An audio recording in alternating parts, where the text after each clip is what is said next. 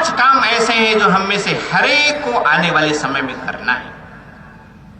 पहला जो है हम सबको करना है, अपने घर से प्रारंभ करना है, वो है कुटुंब प्रबोधन।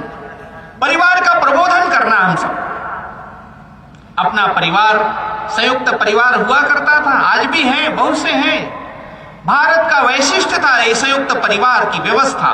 घर में दादा दादी, चाचा चाची सब मिलकर के रहते थे। जम्मू कश्मीर में एक परिवार में, बड़ा परिवार, अपने कार्यकर्ता मिलने के लिए गए तो उन्होंने कहा देश को एक रखना है तो परिवार को एक रखना हम शुरू करें। परिवार एक होगा तो देश एक हो जाएगा। परिवार साथ नहीं रह सकते, ठीक है, लेकिन परिवार एक रह सकता है। छत अलग अलग हो सकते हैं, लेकिन सबका सीना एक होना चाहिए। सबके अलग अलग स्थान हो सकते हैं, किंतु सब एक रह सकते, एक हो सकते हैं, इसकी आवश्यकता है। गुलाम भारत के अंदर कलकत्ता उसकी राजधानी हुआ करती थी। अंग्रेज गवर्नर जनरल थे, वायसराय थे यहाँ के, लॉर्ड कर्जन। आशुतोष बाबू, श्यामा प्रसाद मुखर्जी के पिताजी बड़े शिक्षाविद थे। उनको कहा आशुतोष बाबू जाओ इंग्लैंड जाओ, कुछ डिग्री लेकर आओ, कुछ सरकार के भी काम करके आओ। आशुतोष बाबू का उत्तर था मुझे मां से अनुमति लेना पड़ेगा। लॉर्ड कर्जन ने कहा मैं इस देश का गवर्नर जनरल बोल रहा हूं, वायसराय बोल रहा हूं, फिर भी तुम कहते हो मां से पूछना पड़ेगा, क्या तुम्हारी मां मेरे से भी बड़ी है? तो आशुतोष बाबू का उत्तर था मेरी मां का दर्जा आपसे कई गुना बड़ा है, शायद आप इसको नहीं समझ सकते। मां से अनुमति मिली तब जाकर आशुतोष बाबू विदेश गए। स्वर्गीय जयप्रकाश नारायण समग्र क्रांति के सब प्रकार से सूत्रधार विदेश गए थे पीएचडी करने के लिए। मां बीमार पड़ गई, तार गया, उसने टिकट कर लिया वापसी का। उनके मित्रों ने कहा जयप्रकाश जी फिर कब आओगे विदेश, कब तुम्हारा पीएचडी पूरा हुआ, पीएचडी कर लो ना। घर के लोग, डॉक्टर, वहां के लोग हैं, रिश्तेदार हैं, वो देखेंगे, मां की चिंता करेंगे।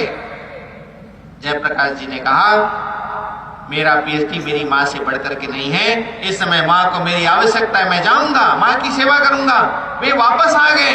मां की सेवा की आखिरी समय में उनको जीवन का समाधान था, पीएचडी नहीं हो सका, लेकिन मां के साथ आखिरी समय में रहने का उसको एक संतोष था। ये संस्कार रहेगा कि नहीं रहेगा? घर के परिवार के मूल्य रहेंगे कि नहीं रहेंगे? इसलिए आवश्यकता है परिवार प्रबोधन की। ये दूसरों को कहने की आवश्यकता नहीं, अपने घर से शुरू करने की आवश्यकता है। मेरे परिवार के अंदर श्रेष्ठ मूल्य, जीवन मूल्य मिलकर के रहना, ये छोटी छोटी बातें कैसे विकसित हो, कैसे आवे, इसके लिए परिवार प्रबोधन का कार्यक्रम कम से कम शुरुआत में सप्ताह में एक दिन सामूहिक पंगत, सामूहिक संगत, सामूहिक भजन, सामूहिक भोजन यहां से शुरू कर सकते हैं। धीरे धीरे परिवार में आगे और भी अच्छी बातों को धीरे धीरे लागू करते जाना, सबकी सहमति से। ऐसे परिवार प्रबोधन हम सबको अपने घर से प्रारंभ करने की आवश्यकता है। दूसरा एक विषय है छोटे बड़े का भेद। हमारे देश में किसी भी ग्रंथ में, किसी भी महापुरुष ने इसको मान्यता नहीं दी है। भगवत गीता के अंदर भी अध्याय 9 के श्लोक 30, 31, 32 में हम कहते हैं, भगवान श्री कृष्ण ने कहा है अपि चेत सुदूराचारो भजते मामनन्य भाग साधुरेव समन्तव्यः सम्यग् व्यवस्थितो। अतिशय दुराचारी भी मेरा ध्यान करता है तो भी भगवान को प्राप्त कर सकता है। वे कहते हैं भगवान श्री कृष्ण क्षिप्रम भवति धर्मात्मा सस्वत् शांतिम निगच्छति कौन्ते प्रतिजानीहि न मे भक्तः प्रणश्यति। शीघ्र मुझको प्राप्त हो जाता है। तो अपने यहाँ शास्त्रों में कहीं पर भी इसका मंडन नहीं है, लेकिन कालांतर में हमारे अंदर ये कमियां आई, विकृति आई। अब उसका रोना रोने से फायदा नहीं। हम में से हर एक को इसके लिए प्रयत्न करने की आवश्यकता है। अपने घर से, स्वयं के उदाहरण से। परम पूज्य बाला साहब देवरस ने माता जी से कहा माता जी मेरे मित्र आएंगे भोजन करने के लिए, भोजन कराओगी ना? हाँ कराऊंगी। कहाँ बैठाओगी? बरामदे में। पूज्य बाला साहब जी ने कहा मैं भी कल से बरामदे में करूंगा। माता जी को ध्यान में आएगा, पहले अपने घर में माता जी का परिवर्तन किया।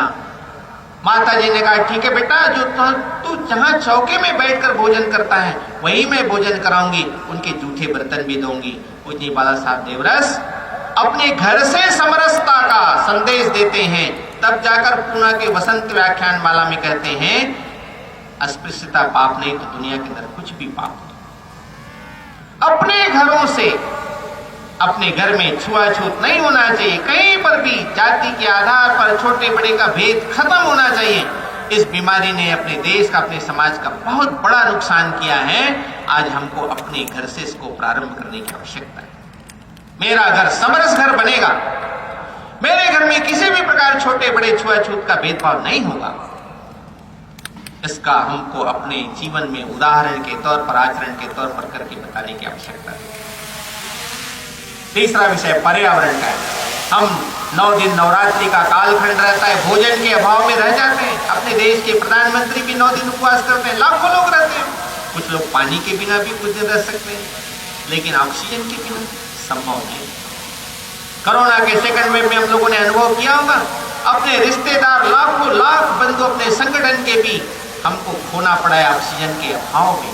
ऑक्सीजन हम तो तैयार नहीं करते, ऑक्सीजन तो देते हैं पेड़ पौधे वनस्पति जगत देते हैं, हम तो कार्बन डाइऑक्साइड छोड़ते हैं। उसको जीवन उपयोगी बनाकर हमारे लिए सब प्रकार से अनुकूल बना करके पेड़ पौधे हमको ऑक्सीजन देते हैं। तो प्रकृति के अंदर हरियाली बढ़ाना, पेड़ पौधे की संख्या बढ़ाना, पानी का अनावश्यक अपव्यय रोकना, ऊर्जा बचाना, ऐसे पर्यावरण के बहुत सारे डायमेंशन हैं। लेकिन पानी है, सिंगल यूज पॉलीथीन है और पेड़ है, ऐसे 3 विषय के बारे में हमको अपने घर से प्रारंभ करना है। हम जिस कैंपस में, उस कैंपस को हरा भरा कैसे कर सकते हैं? हम किसी के यहाँ काम करने जाते हैं, वहां भी हरियाली कैसे बढ़ा सकते हैं? अपने घर से लेकर कैंपस तक सब जगह हरियाली बढ़नी चाहिए। इसके बारे में हमको कुछ प्रयास करने की आवश्यकता है। चौथा विषय है स्व का भाव, स्व का जागरण, स्व की चेतना को जगाना। स्व यानी केवल विदेशी वस्तु का बहिष्कार करना यहीं तक सीमित नहीं है, तो स्व ये बहुत बड़ा विषय है। अपनी भाषा, अपना खान पान, अपनी संस्कृति, अपने एंसेस्टर्स, रहन सहन, ये सब स्व के भाव को सुरक्षित रखने का काम हमको अपने से करना पड़ेगा। हम हस्ताक्षर करते हैं, मातृभाषा में कर सकते हैं ना। निमंत्रण पत्र भेजते हैं, हम मातृभाषा में निमंत्रण पत्र भेज सकते हैं ना। हम अपने घरों के सामने फलक लगाते हैं, फलक मातृभाषा में लिख सकते हैं ना। ऐसी कई बातें पहल करने की आवश्यकता है। आचार्य रघुवीर विदेशों का भ्रमण करके जब अपने देश में आए तो दिल्ली के क्लब ने उसका अभिनंदन कार्यक्रम रखा। गए आचार्य रघुवीर, वो सब अंग्रेजी में संचालन कर रहे थे। आचार्य रघुवीर ने कहा आप में से कोई विदेश गया है क्या? तो क्लब के एक सदस्य ने कहा अभी अभी 1 हफ्ता पहले मैं विदेश घूम करके आया हूँ, जापान घूम के आया, जर्मनी घूम के आया। वहां क्या अंग्रेजी में बोलते हैं कि किस भाषा में बोलते हैं? उन्होंने कहा नहीं जी, जर्मनी में तो जर्मन भाषा में और जापान में जापानी से बोलना, आप क्यों अंग्रेजी में बोलते हो? मेरा कहने का मतलब अंग्रेजी से विरोध नहीं, किंतु अपनी भाषा का, अपने स्व का गौरव, अपने स्व का अभिमान अपने जीवन में चाहिए। ये है स्व। इसके प्रति सजगता, इसके प्रति जागरूकता, इसके प्रति अपने जीवन में आचरण बढ़ना चाहिए। और 5वां विषय है वो है नागरिक कर्तव्य है। एक नागरिक के नाते देशभक्ति के प्रकटीकरण का सबसे प्रभावी और सरल माध्यम जो है वो है नागरिक शिष्टाचार, नागरिक कर्तव्य। हम एक नागरिक के नाते हमारी भी कोई जिम्मेदारी है, ड्यूटीज है, हमारे कोई कर्तव्य हैं। राष्ट्रीय प्रतीकों का सम्मान करना है, जो नियम है संविधान सम्मत उसको पालन करना है। ऐसी कई बातें हैं जिसको हमको पालन करना चाहिए। पंडित दीनदयाल जी उपाध्याय हम सब जानते हैं, उनका जीवन बहुत साफ सुथरा, सादगीपूर्ण उनका जीवन। यात्रा करते थे रेलगाड़ी में, एक ट्रांजिस्टर रखा करते थे समाचार सुनने के लिए। रेलगाड़ी में यात्रा करते करते समाचार का समय हो गया तो अपने सहयात्री को कहा आपके पास ट्रांजिस्टर है क्या? बोले हाँ है। आप समाचार का समय हो गया, ट्रांजिस्टर चालू कर सकते हैं क्या? तो सहयात्री ने कहा आपके पास भी तो रेडियो है, आप क्यों चालू नहीं कर सकते? उन्होंने कहा मेरे पास रेडियो तो है लेकिन मैं चालू नहीं कर सकता। सहयात्री ने कहा, क्या बैटरी खत्म हो गई है या रेडियो खराब हो गया है? नहीं, रेडियो भी ठीक है, बैटरी भी ठीक है, फिर क्यों चालू नहीं कर सकते? दीनदयाल जी का उत्तर था, मेरे पास रेडियो है, बैटरी है, किंतु उसका नवीनीकरण नहीं हुआ। उस समय लाइसेंस को नवीनीकरण कराना पड़ता था पोस्ट ऑफिस से। वो रेडियो तब उसका उपयोग कर सकते थे, उपयोग कर लेते तो कोई देखने वाला भी नहीं था। किंतु पंडित दीनदयाल जी उपाध्याय ने कहा, यात्रा के दौरान नवीनीकरण का समय खत्म हो गया है और मैं यात्रा में हूं, जब तक इसका नवीनीकरण लाइसेंस को नया नहीं बना लूंगा तब तक कि मैं इसका उपयोग करने के लिए अधिकृत नहीं। यहां तक के नियमों के पालन के बारे में अपना स्वभाव बनना, नागरिक शिष्टाचार, यह विषय है। हम सबको छोटी छोटी बातों का ध्यान रखना, स्वच्छता से लेकर सब प्रकार की बातें, ये सब उसी के अंतर्गत। ऐसे 5 बातें जो है आने वाले संघ के 100 वर्ष में हम में से हरेक को जो करना है, हरेक नागरिक को, हर स्वयंसेवक को करना है। परिवार, अपने घर में परिवार प्रबोधन, अपने घर से सामाजिक समरसता, अपने घर से पर्यावरण के संबंध में प्रयास, अपने घर से स्व के भाव, उसके बारे में आचरण व्यवहार बढ़े। अपने घर से ही नागरिक शिष्टाचार का प्रयोग प्रारंभ हो। समाज में तो होना ही चाहिए, लेकिन अपने घर से भी प्रारंभ हो। ऐसी 5 बातों को हम सब ध्यान में रखकर आगे बढ़ेंगे तो सामाजिक परिवर्तन की दृष्टि से हम केवल उपदेश करता नहीं, तो हम उसको जीवन में उतार कर बताने वाले ऐसे